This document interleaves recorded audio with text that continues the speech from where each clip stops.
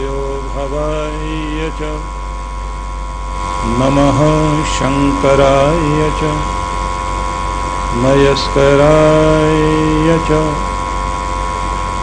नमः शिवाय च शिवतराय च कृष्णाय वासुदेवाय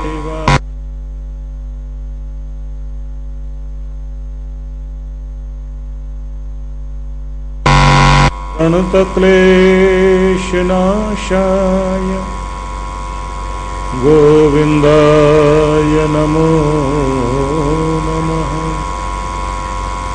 आपदामपहर्तारं दातारं सर्वसम्पदां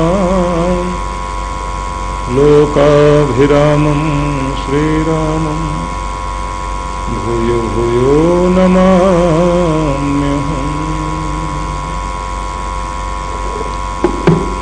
मातृशक्तिवत वर्षा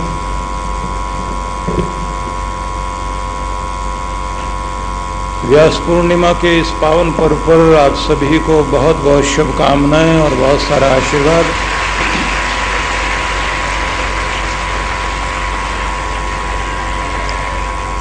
प्रभात से ही बहुत बहुत दूर दूर से बहुत प्रेम और श्रद्धा से अभिभूत होकर आप लोग यहाँ पहुँचे। बहुत सारे ऐसे भक्त हैं जो पंक्तियों में लगे हुए थे और मुझ तक नहीं पहुँच पाए, उनकी आवाज़ मुझ तक आ रही है और खड़े हुए हैं दूर तक। मैं सबसे पहले उन्हीं के लिए आशीर्वाद देता हूँ, वो जहाँ भी हैं आनंदित रहें और भगवान करे उनकी भी मनोकामना पूर्ण हो। मुझ तक नहीं पहुंच पाए लेकिन मेरा प्यार और आशीर्वाद आप तक वहीं पहुंच रहा है, इसलिए आप जहां हैं वहीं प्यार से आप सुने और मन मन में गुरु मंत्र का जाप जरूर कीजिए। आज के दिन श्री मंत्र का जाप भी जरूर करना चाहिए। गणपति भगवान की भी प्रसन्नता के लिए हमें उनकी भी अनुकूलता और आशीर्वाद की आवश्यकता पड़ती है। तो जो विधि आपको दी हुई है उस विधि के अनुरूप थोड़ी देर जाप जरूर करें। और जितने लोग यहाँ बैठे हुए हैं सबसे कहूँगा, ये दिन हम सबके जीवन को पूर्ण करने के लिए, पूर्णता लाने के लिए एक बहुत सुंदर माध्यम है। पूर्णिमा हमें पूर्णता दे सके तो इसके लिए कुछ चीजें हमें बहुत ध्यान से सुननी होंगी और समझनी होगी। तो सबसे पहले तो उन्हें आग्रह करता हूं मैं, जो लोग खड़े हुए हैं जरा वहीं बैठ जाएं, क्योंकि कितनी देर तक मैं यात्रा कराता, आपकी 5 घंटे तो हो गए। बिल्कुल शांत होकर आप वहीं बैठ जाएं और सुनें। आप जानते हैं कि मनुष्य कितना भी कुछ सीख ले, वो बहुत कुछ जान सकता है, सब कुछ नहीं। परिपूर्ण केवल मात्र परमेश्वर है, वह सर्वज्ञ है।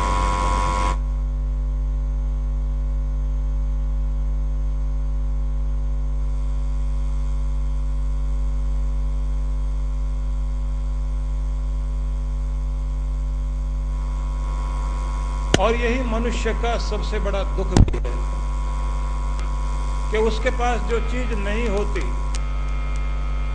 उसी अभाव के कारण वो दुखी होता है। वैसे तो दुखी इसलिए भी लोग होते हैं, अपना अभाव सताता है। दूसरों को देखकर जो जलता है इंसान, वो भी एक बहुत बड़ा दुख का कारण होता है। लेकिन हम सभी की यात्रा पूर्ण परब्रह्म परमेश्वर की आनंद की यात्रा है। जन्मों से हम इस यात्रा पर निकले हुए हैं और हर जन्म की कहानी ये है कि दुखों से छुटकारा पाने के लिए आए थे और दुख फिर और पीछे लग जाते हैं। सभी लोग अपनी अपनी मजबूरियों में, अपनी अपनी बेबसी में, अपनी अपनी दिक्कतों में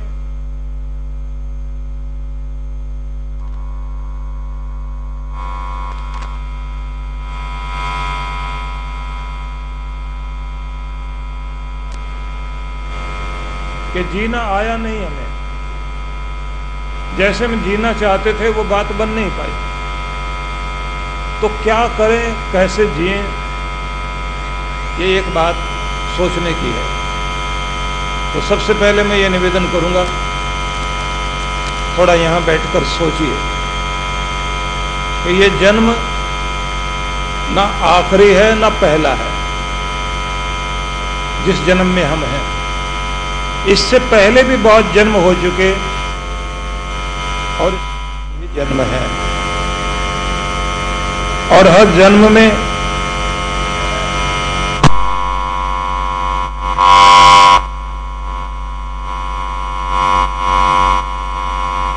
परेशानियां एक तरह की नहीं, अनेक तरह की है। इलाज क्या है? अब वो इलाज आप सुन लीजिए। जब भी हम कोई कर्म करते हैं, उस कर्म का बीज हमारे चित्त भूमि में, मतलब अंतःकरण में अंदर जाकर जमा हो जाता है। और जब तक वो बीज अपना फल नहीं देता, चाहे फल सुख का हो या दुख का, देगा जरूर। तो जब वो फल देता है तो उसके बाद ही वो बीज खत्म होता है, उससे पहले नहीं। कर्म तभी खत्म होता है, कर्म का बीज, जब वो फल दे चुका होता है। उससे पहले वो खत्म नहीं होता, हमारे साथ चिपका रहता है। इसी कारण हर जन्म में हम सुखी और दुखी होते हैं। तो बचने का उपाय ये है कि या तो हमारी बुद्धि काम करें, हम वही करें जो सुख दे। और अगर जाने में अनजाने में गलती से बुद्धि भ्रमित होने से कर्म हो जाए तो उसके बाद प्रायश्चित कर लें, नया संकल्प लें, मंत्र पाठ करें, ईश्वर की प्रार्थना करें, गुरु का आशीर्वाद लें कि गलती हो गई, अब नहीं होगी। तो ये समझ लीजिए कि उस स्थिति में, क्योंकि भगवान किसी को सजा देकर बदला नहीं लेना चाहता, पर यदि आप बदल जाएं तो आपको बदला हुआ देखकर भगवान भी अपने कानून को बदलने को तैयार हो जाता है। मतलब दया, रहमत उसकी हमारे ऊपर होती है। तो कुछ भोगना पड़ेगा, कुछ छूट हो जाएगी। तो ये एक तरीका हुआ। तीसरा तरीका है कि बीज जमा है हमारे अंदर, पकने से पहले वो पककर फल देने आ जाए, उससे पहले उसे जला दिया जाए, भून दिया जाए। तो यदि भून दिया आपने तो फिर वो जन्मेगा नहीं, अंकुरित नहीं होगा। तो कांटे का पौधा अंकुरित ना हो, अगर आप ये कार्य कर लें तो छुटकारा हो गया। अब प्रश्न उठेगा कि बीज कर्म हमसे हो गया, कर्म की याद बीज बनकर अंदर जमा हो गई, अब वो फल देने के लिए एक न एक दिन सामने आएगी। अब उससे छुटकारा पाने के लिए हम उसे भूनना चाहते हैं, वो बीज जला दिया जाए। तो कैसे जलाएं? उसके लिए है साधना, उसके लिए है तप। और जब आप अपना तप करते हैं तो तप से, साधना से, ये जो आप व्रत करते हैं, ये जो अनुष्ठान करते हैं, ये जो आप तपस्या के अलग अलग कार्य करते हैं, जप करेंगे, तप करेंगे, साधना करेंगे, प्रार्थना करेंगे, प्रायश्चित करेंगे। ये सब तरीके हैं अपने उस पाप के कर्म के बीज को जलाने के लिए। समाधि की उस अवस्था में पहुंचकर जब आपको अपना पाप का बीज जलाना आ जाता है तो ये ध्यान रखिए, फिर अगले जन्म दुख भोगने के लिए नहीं होंगे, छुटकारा हो जाएगा। ये विधि गुरु देता है। क्योंकि रोने की कहानी लगातार जारी है, दुख की कहानी लगातार जारी है। आंसुओं की बाढ़ में तैरते हुए अगले जन्म तक पहुंचना ये हमारा जारी है। तो भगवान को भी दया नहीं आती, और अगर आती भी है तो एक ही रूप में आती है। बहुत जन्मों तक रोते रोते को जब इंसान कहता भगवान दुखों से छुटकारा दो, तब भगवान एक काम करता है कमाल का। ज्यादातर लोग तो मूर्खतावश क्या कहते हैं, मैं सुखी होना चाहता हूं भगवान मुझे कार दो, मैं सुखी होना चाहता हूं भगवान मुझे बड़ा मकान दो, मैं सुखी होना चाहता हूं भगवान मेरी तिजोरी धन से भर दो, मैं सुखी होना चाहता हूं मेरे घर में संतान दो। कोई कहता है कि सुखी होना चाहता हूं शादी हो जाए, कोई कहता है कि बेटी को अच्छा वर मिल जाए, सुखी होना चाहता हूं भगवान आप कृपा कर दो। तो हमने जो मांग लिया उससे परमात्मा ने दे दिया। अब कार खुशी देगी या नहीं देगी इसकी गारंटी नहीं है। भगवान से मांगा कार, कार मिल गई। अब कार कचहरी जाएगी या हॉस्पिटल जाएगी? मुकदमेबाजी है, कार में बैठ बैठ के रोज कोर्ट कचहरी के चक्कर काट रहा है, तो कार तो मिल गई, कार का सुख तो नहीं मिला। जमीन मिल गई, जमीन का झगड़ा चल रहा है, तो जमीन का सुख तो नहीं मिला। मकान है लेकिन तीनों बेटे झगड़ा कर रहे हैं उस मकान में, तो सुख तो नहीं मिला। मकान जरूर मिल गया। आपको धन की तिजोरी मिल गई, चोर डाकू और न जाने कौन कौन पीछे पड़ गए, और आप रात दिन दुखी हैं, चिंता इतनी हो गई आपको नींद नहीं आती। तो तिजोरी तो भरी भी है लेकिन चिंता और दुख से मन भी भरा हुआ है। जो आप मांग रहे हैं भगवान दे रहे हैं, लेकिन आप सुखी तो नहीं हुए।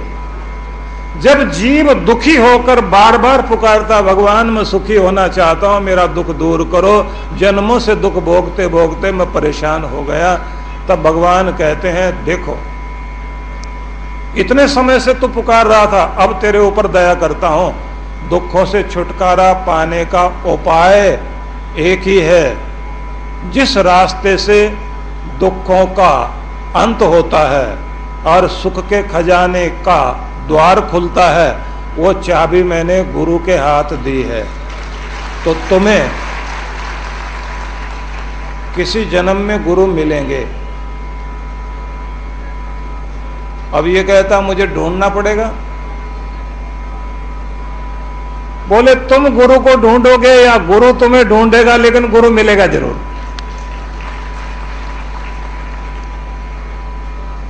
तो भगवान आगे शर्त लगाते हैं जीव से कि ये शर्त है, मिल जाए गुरु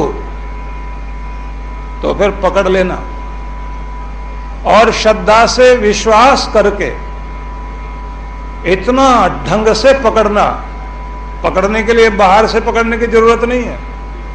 मैं कभी कभी देखता हूं कुछ जगह हम लोग जा रहे होते हैं, अलग अलग तरह के लोग हमें मिलते हैं। कई लोग तो हम गाड़ी में बैठे हैं, शीशे में हाथ डाल के और हमारा हाथ पकड़ के अपने सिर पे रखवा दे, आशीषा करो आशीषा। जबरदस्ती हाथ पकड़ के अपने सिर पे रखवा लिया, भागते हुए टक्कर मार के चले गए। अब गुरु को भी बचने के लिए आदमी रखने पड़ते हैं। लेकिन वैसे कर लेने से क्या